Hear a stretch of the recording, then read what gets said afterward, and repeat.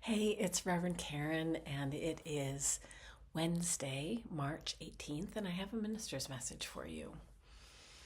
This is a little bit different than usual. It's really important, so I hope you'll listen through to the end. The text of this message is also available. We will disappoint you. This is something that I typically have tried to say to anyone I've met in all the congregations I have served when they are on the path to membership. A congregation will disappoint, a minister will disappoint.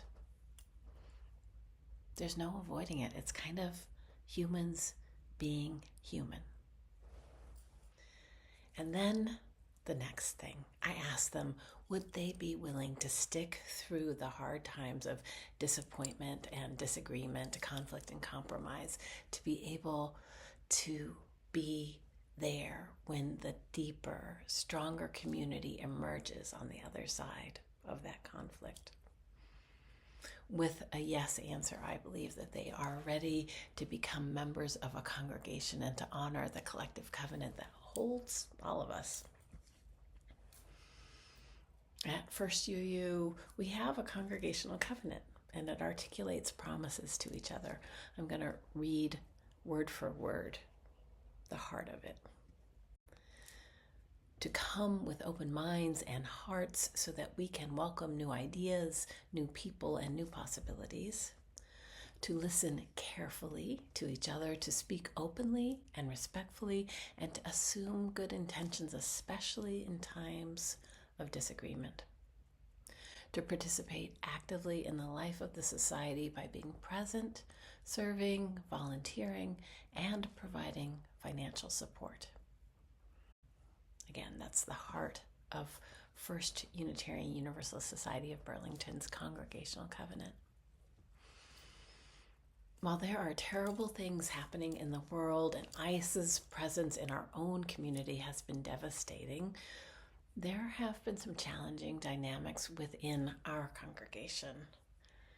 In particular, right now, I am talking about the current conversation at First UU about the Apartheid-Free Communities Pledge.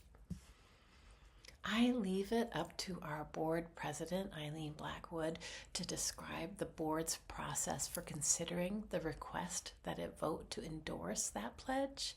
There is a separate written message from her, and if you have not seen it, I ask you to locate it and read it alongside listening to this message or reading this message. What I want to address is the actions of a member of the society following this vote yesterday and the implications for our community.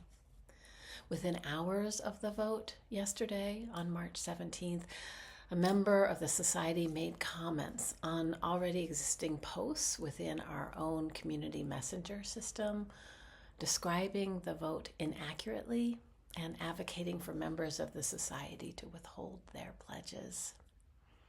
Now, I can't know the motivation behind such misguided advocacy, though I make room that it comes from a place of deep disappointment and perhaps even grief.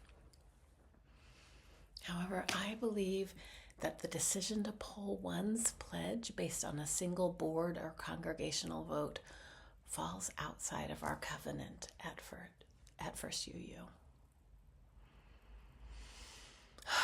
In circumstances like we find ourselves, our covenantal and caring work continues long after any one vote.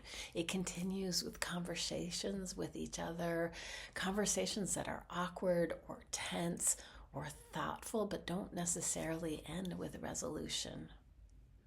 It continues with each of us listening to understand even when we do not agree, and then returning again to find each other, finding common ground where we can, and respect for each other when we cannot.